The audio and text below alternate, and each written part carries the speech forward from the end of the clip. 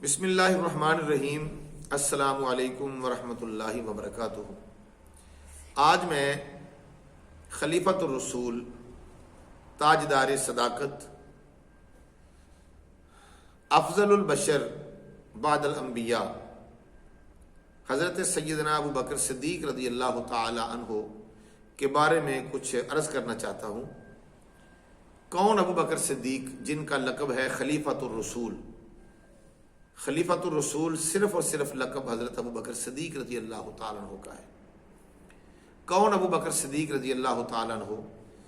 جن کے بارے میں قرآن پاک نے لفظ صحابی کے ساتھ ان کو یاد کیا اور ان کا تذکرہ کیا۔ پورے قرآن مجید کے اندر 1,24,000 کم و بیش صحابہ میں سے کسی کو قرآن پاک نے صحابی کے لفظ کے ساتھ یاد نہیں کیا۔ واحد حضرت ابو بکر صدیق رضی اللہ تعالیٰ عنہ کی ذات بابرکات ہے کہ جن کو قرآن پاک نے صحابی کے لفظ کے ساتھ جن کا ذکر کیا گیا قرآن پاک کے اندر۔ جب غار ثور میں حضور علیہ الصلوۃ والسلام کی خدمت میں موجود تھے تو اس وقت اللہ تبارک و تعالیٰ نے ارشاد فرمایا، اذ یقول لصاحبہ لا تحزن ان اللہ معنا۔ کون ابو بکر صدیق رضی اللہ تعالیٰ عنہ، جنہوں نے مردوں میں سے، بالغ مردوں میں سے سب سے پہلے نبی پاک علیہ الصلوۃ والسلام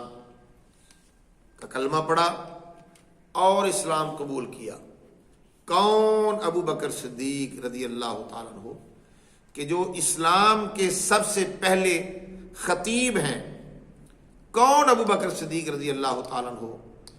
کہ جو نبی پاک صلی اللہ علیہ وسلم کے بچپن کے دوست ہیں اور اکثر شام کے علاقوں میں تجارت کے لیے جب جاتے تو آقا علیہ الصلوۃ والسلام کے ساتھ جایا کرتے تھے۔ کون ابو بکر صدیق رضی اللہ تعالیٰ عنہ کہ جنہوں نے اپنے اسلام قبول کرنے سے پہلے بھی نہ کبھی شراب پی، نہ کبھی کوئی چوری کی، یعنی جتنے بھی دور جہلیت والے اعمال تھے جو جاہل لوگ کیا کرتے تھے، ان خرافات میں سے کوئی ایسا عمل اسلام قبول کرنے سے پہلے بھی حضرت ابو بکر صدیق رضی اللہ تعالیٰ عنہ کی ذات کے اندر شامل نہیں تھا۔ کون ابو بکر صدیق رضی اللہ تعالیٰ عنہ کہ جس دن آپ نے اسلام قبول کیا، حدیث پاک میں آتا ہے کلمہ پڑھنے کے بعد آقا علیہ الصلوۃ والسلام کے مبارک ہاتھوں پر بیعت اسلام کرنے کے بعد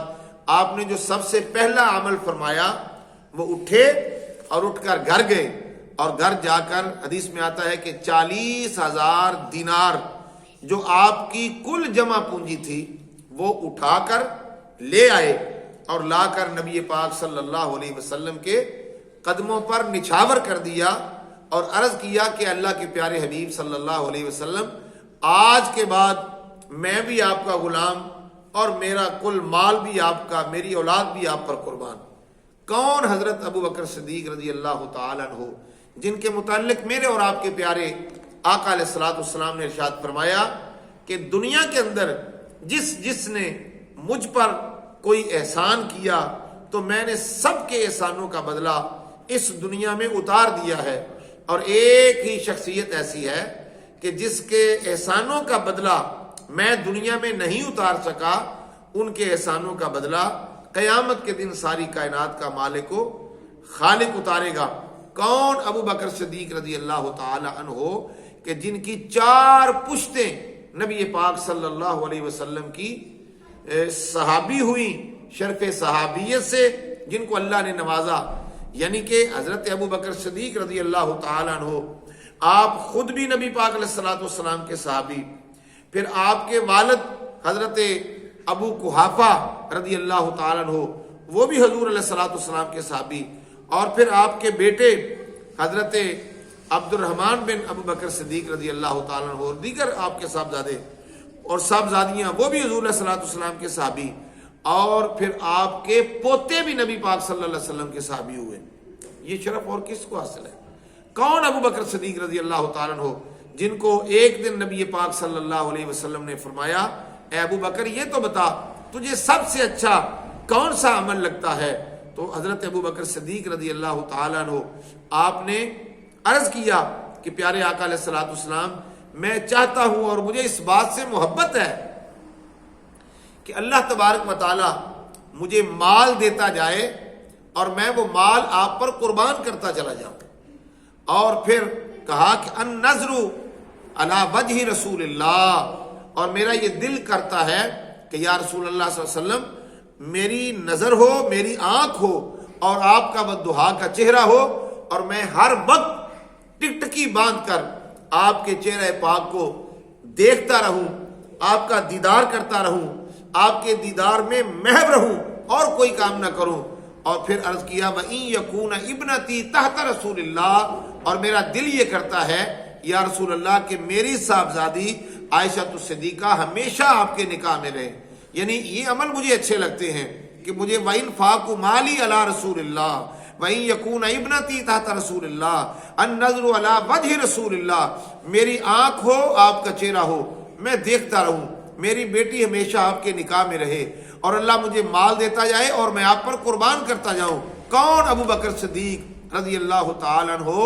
جو نبی پاک علیہ السلام کے بچپن کے ساتھی، جو حضور کے جوانی کے ساتھی، لڑکپن کے ساتھی، حضور کے بڑھاپے کے ساتھی، حضور کے دکھوں کے ساتھی، حضور کے سکھوں کے ساتھی. اور یہ وہ ابو بکر صدیق ہیں جن کو نبی پاک علیہ السلام نے فرمایا کہ مجھے آج تک ابو بکر سے کوئی دکھ نہیں پہنچا، کوئی رنج نہیں پہنچا، کوئی تکلیف نہیں پہنچی، بلکہ ہر وقت ابو بکر کی طرف سے مجھے راحت اور سکون ہی ملا. حضرت علی المرتضیٰ شیر خدا رضی اللہ تعالی عنہ کے سامنے کسی پوچھنے والے نے پوچھا کہ یہ تو بتائیں کہ تم میں سے، صحابہ میں سے سب سے دلیر کون تھا؟ تو حضرت علی المرتضیٰ شیر خدا رضی اللہ تعالیٰ عنہ وعلیہم السلام آپ فرمانے لگے ہم میں سب سے زیادہ دلیر اور بہادر حضرت ابو بکر صدیق تھے. پوچھا وہ کیسے؟ آپ نے فرمایا جب ہم بدر کی جنگ لڑنے کے لیے گئے تو اس وقت جس قریش کے اندر نبی پاک علیہ الصلوۃ والسلام جس چبوترے کے اندر حضور تشریف فرما تھے، جب اس کے پیرا داری، اس کے محافظ مقرر کرنے کا وقت آیا کہ یہاں کون پیرا دے گا، کیونکہ کافروں کا، کفار مکہ کا سب سے بڑا ٹارگٹ تو یہی قریش ہوگا، یہی چبوترا ہوگا جس میں حضور تشریف فرما ہے، تو یہ ذمہ داری کون اٹھائے گا؟ تو حضرت مولا علی شیر خدا نے فرمایا کہ جب کسی نے وہ ذمہ داری کو، یہ بہت بھاری ذمہ داری تھی، اٹھانا قبول نہ کی، تو اس وقت یہ ذمہ داری حضرت ابو بکر صدیق رضی اللہ تعالیٰ عنہ نے قبول کی. اس لیے ہم میں سب سے زیادہ بہادر وہ تھے. کون؟ ابو بکر صدیق رضی اللہ تعالیٰ عنہ. کیا میں آپ کی صفات بیان کروں؟ جب آخری وقت آتا ہے تو آپ فرماتے ہیں اپنے ساتھ